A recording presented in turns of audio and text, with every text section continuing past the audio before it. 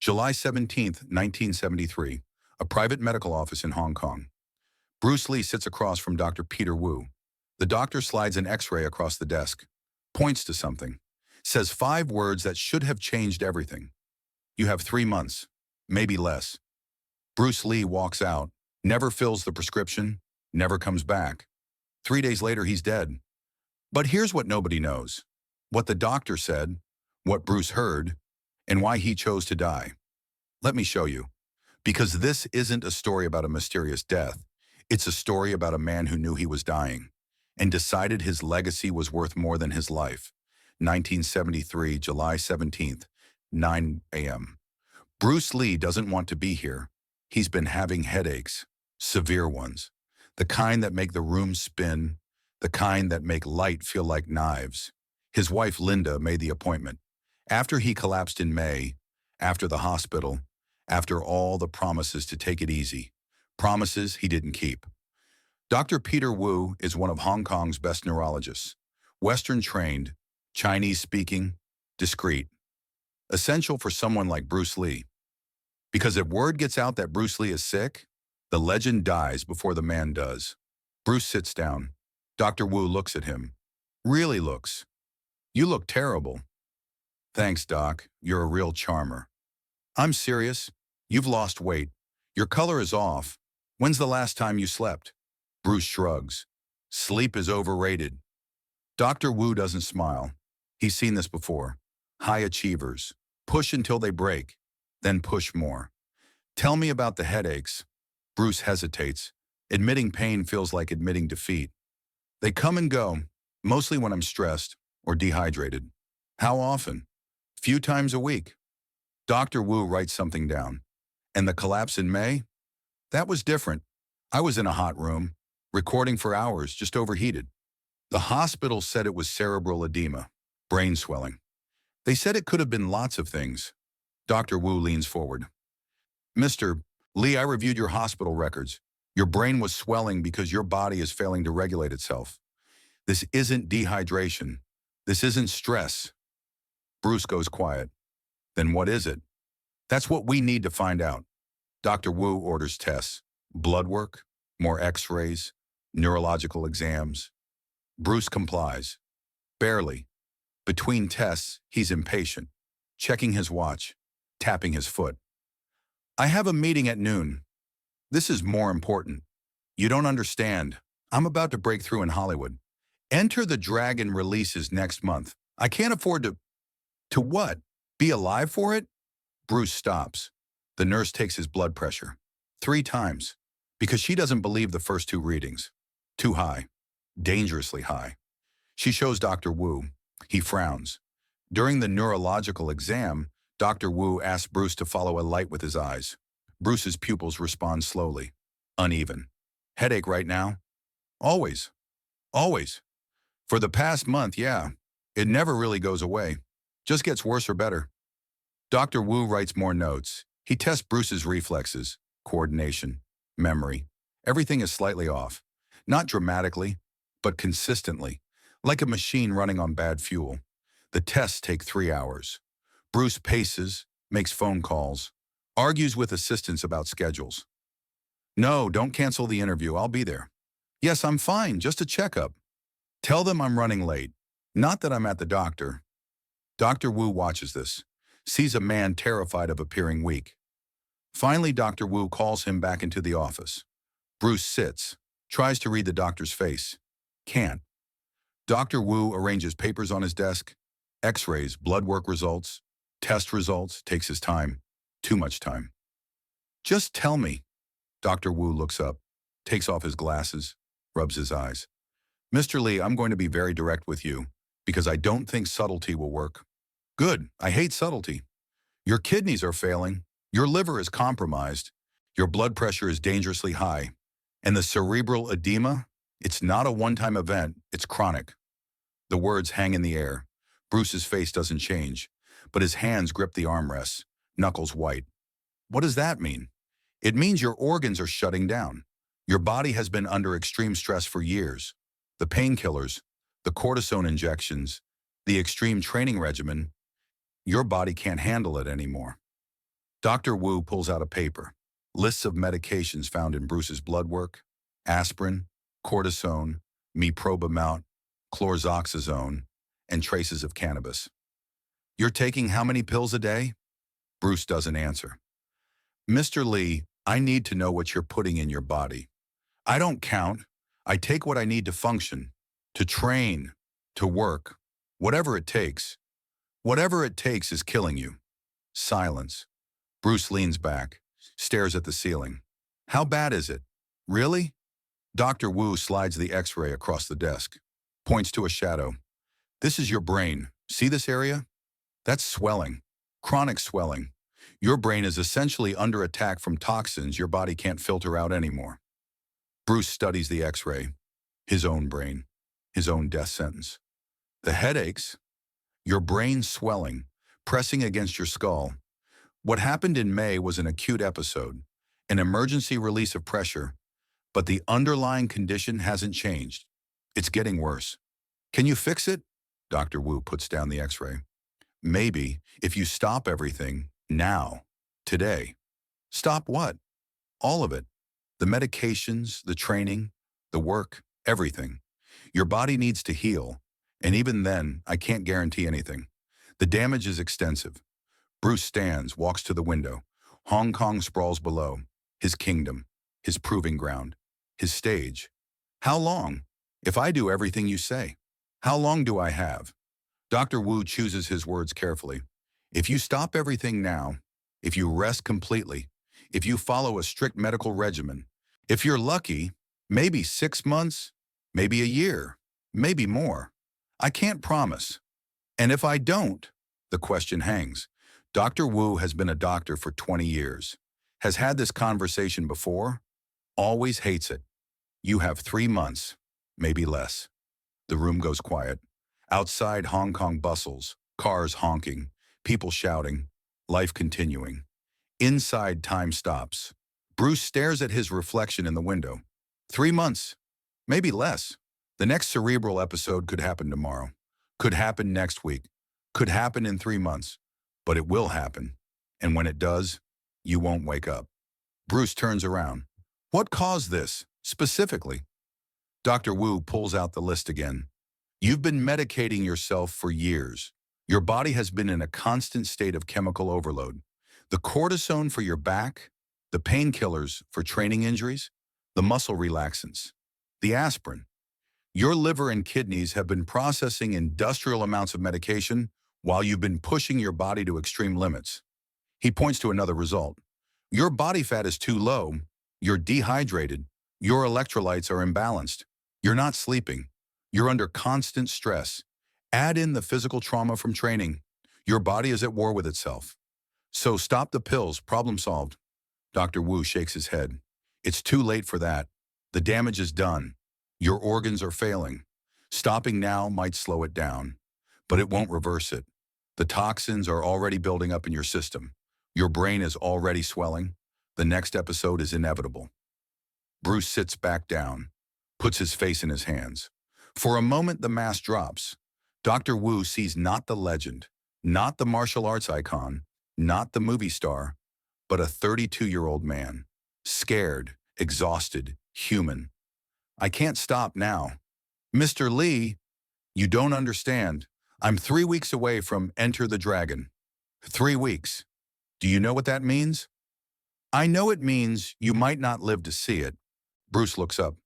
I've spent my entire life fighting to be seen, to be respected, to prove that someone who looks like me can be a hero, can be successful, can break barriers. His voice cracks. I've been rejected by Hollywood dozens of times, been told I'm too Chinese, not Chinese enough, too short, too different. I created a TV show. They gave it to a white guy. I've worked for 15 years to get here, to this moment, and you're telling me to stop? Now, when I'm 3 weeks away from proving them all wrong? Dr. Wu listens. I understand. No, you don't. You're a doctor. You're successful, respected. Nobody questions whether you belong. But me? Every day is a fight to justify my existence. Enter the Dragon is the first time Hollywood has cast an Asian man as the lead in a major film. Not a sidekick, not a villain. The lead. Bruce stands again. Paces. If I stop now, if I rest, if I disappear for a year, Hollywood will forget me. Some other actor will take my place. All of this, everything I've built, will be for nothing. You'll be alive. Will I? What's the point of being alive if everything I've worked for dies? Dr. Wu stands, walks over to Bruce. I've seen this before. High achievers who think they're invincible, who push past every warning sign. You know what they all have in common? What? They're all dead. Bruce turns, looks the doctor in the eye. We're all dead eventually, doctor. The question is what we leave behind. And you think a movie is worth your life? Not a movie. Proof. Proof that someone who looks like me can be a hero, can be successful, can break barriers. If I die making that happen, that's a legacy worth dying for. Dr. Wu shakes his head. That's the brain swelling talking. You're not thinking clearly. I'm thinking perfectly clearly, for the first time in years. Bruce heads toward the door. Mr. Lee, if you walk out that door without committing to treatment, you're committing suicide. Bruce stops, hand on the doorknob. Then I guess I'm committing suicide. What about your family, your wife, your children? Bruce's hand tightens on the doorknob. I'm doing this for them, so they can be proud of me, so they can see that their father changed the world. They'd rather have a father. They'll have both. I just need a few more months, just until the movie releases, just until I prove. You don't have a few months. Bruce opens the door. Then I better work fast. He walks out. Dr. Wu stands in the empty office, holding the prescription Bruce never took, knowing he just watched a man choose death. But here's what Dr. Wu doesn't know, what nobody knows. Bruce Lee isn't in denial. He knows exactly what he's doing. That night, Bruce goes home. Linda is waiting. She sees his face, knows immediately. What did the doctor say? Bruce forces a smile, that famous Bruce Lee smile. Clean bill of health. Just need to manage stress better. Linda studies his face, sees through the lie. She always does. You're lying. Bruce's smile fades. He sits down, takes her hands. The doctor said I need to rest, but I can't. Not yet. Not until Enter the Dragon releases. Then I promise I'll rest. I'll take care of myself. Just a few more weeks. What else did he say? Bruce hesitates. He said I've been pushing too hard, that my body needs time to recover. But it's nothing serious, just fatigue. Another lie. Linda knows, but she wants to believe, needs to believe. Bruce, you collapsed. You almost died. What if next time? There won't be a next time. I'm being careful, taking it easy. You're never careful. You don't know how to take it easy. Bruce pulls her close, holds her. Maybe for longer than necessary. I promise, after the movie, after I prove what I need to prove, then we'll take a vacation. Go somewhere quiet. Just us and the kids. We'll have time. All the time in the world. Linda wants to believe him. Wants to believe in after. Promise? Promise. They hold each other. Neither knowing this is one of their last moments together. Later that night, Bruce goes to his study, closes the door, sits at his desk, pulls out the prescription, reads it again. The medication list is long. Anti-inflammatory drugs, blood pressure medication, something to reduce brain swelling. Instructions are clear. Take 3 times daily with food, complete rest mandatory, no physical exertion, follow up in 1 week. Bruce reads it twice, 3 times, thinks about what Dr. Wu said. This will help manage symptoms, but you need complete rest. Complete rest. Bruce looks at his calendar. July 18th, training session with Dan Inosanto. July 19th, press interviews for Enter the Dragon. July 20th, script meeting for next film. July 21st, photo shoot. July 22nd, TV appearance. The list goes on, every day packed, every hour scheduled. If he cancels everything, word will spread. Bruce Lee is sick. Bruce Lee is weak. Bruce Lee can't handle the pressure. Hollywood will move on. They always do. He picks up a pen, starts writing in his journal. July 17th, 1973. Today a doctor told me I'm dying. 3 months if I keep working. Maybe longer if I stop. But what is life without purpose? I've spent 32 years building to this moment. Enter the Dragon will prove that an Asian man can be a leading man, can be a hero. If I stop now, I become a footnote. If I keep going, I might die. But I'll die having changed the world. That's not a choice. That's destiny. He closes the journal, looks at the prescription again. The medication will slow him down, make him foggy, less sharp. He can't afford that. Bruce tears up the prescription, slowly, deliberately, watches the pieces fall into the trash. Then he picks up the phone. Add more press interviews. I want maximum exposure before the premiere. He hangs up. 3 months, maybe less. He'll make them count. July 18th, 1973. Bruce wakes up with a headache. Worse than usual. Takes 6 aspirin. Trains with Dan anyway. Dan sees something wrong. Bruce dismisses it. That night, the headache is unbearable. Linda asks if he wants to go to the hospital. No, I'm fine. July 19th. Bruce does 3 interviews. Smiles for cameras. Nobody sees him vomit between sessions. Nobody sees the handfuls of aspirin. His assistant asks if he's okay. Never better. July 20th. The headache is a screaming demon. He can barely see straight. Linda begs him to cancel. I can't. This is important. You're more important. No, I'm not. Not yet. He goes to Betty Tingpei's apartment, discusses the script, his next film, a future he knows he doesn't have. You okay? Betty asks. Just a headache. You have any painkillers? 1 pill. Standard dose. For a normal person. But Bruce's body is failing. Kidneys compromised. Liver struggling. Brain swelling. He lies down. Just need to rest for a minute.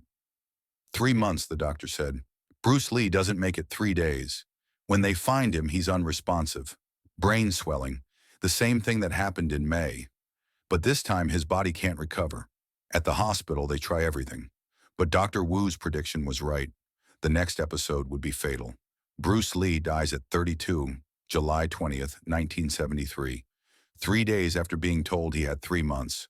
The prescription he never filled is still in the trash at home, torn into pieces, like the choice he never really had. After Bruce's death, Dr. Wu is interviewed by police. Did you see Mr. Lee recently? Yes, 3 days ago. How did he seem? Dying. I told him he was dying. And what did he say? Dr. Wu remembers. That look in Bruce's eyes. The determination. The resignation. He said some things are worth dying for. The police closed the file. Accidental death. Allergic reaction. Bad luck. But Dr. Wu knows the truth. Bruce Lee didn't die from a pill. He died from a choice. The choice to work instead of rest. To push instead of stop. To burn bright and fast instead of dim and long. He chose his legacy over his life. And in a way, he was right. Enter the Dragon releases a month after his death. Massive success. Bruce Lee becomes a global icon. The first Asian superstar. A legend. But at what cost? His children grow up without a father. His wife becomes a widow at 28. His students lose their teacher. His friends lose their brother. All so the world could have a legend. Dr. Wu keeps the medical file. Bruce Lee's final visit. The test results. The prescription that was never filled. Sometimes he takes it out, reads it, wonders. Could he have saved him? If he'd been more forceful? If he'd called Linda? If he'd refused to let Bruce leave? But he knows the answer. You can't save someone who doesn't want to be saved. Bruce Lee didn't want to survive. He wanted to succeed, and in his mind, those were 2 different things. Years later, a reporter asked Dr. Wu, "Do you think Bruce Lee committed suicide?" Dr. Wu thinks carefully. Not in the traditional sense, but he knew the choice he was making. He knew working would kill him. He knew rest might save him. And he chose work. So in a way, yes. He chose death over obscurity. Do you think he regretted it? Dr. Wu remembers Bruce's face, walking out that door, determined, resigned, at peace. No, I don't think he regretted it for a second. That's what made it so tragic. Because here's the truth about Bruce Lee's death. It wasn't mysterious. It wasn't a curse. It wasn't bad luck. It was a calculated decision by a man who valued legacy over longevity. Dr. Wu told him, Stop or die. Bruce Lee chose die, not because he was reckless, but because he'd already done the math. A long life as a footnote, or a short life as a legend. He chose legend, and the world got Bruce Lee the icon, the martial arts god, the cultural revolutionary, the immortal dragon. But Linda got a widow's pension, Brandon and Shannon got a ghost for a father, and Bruce Lee got a grave. At 32, with everything to live for, and nothing he was willing to stop for. The prescription still exists, in Dr. Wu's files, a piece of paper that could have saved a life. But Bruce Lee threw his away, 3 days before he died. Because some men don't want to be saved. They want to be remembered, and Bruce Lee got his wish. We remember. But we remember a legend, not a man. Not the man who sat in that office on July 17th, who heard you're dying, who had a choice, who chose wrong. Or did he?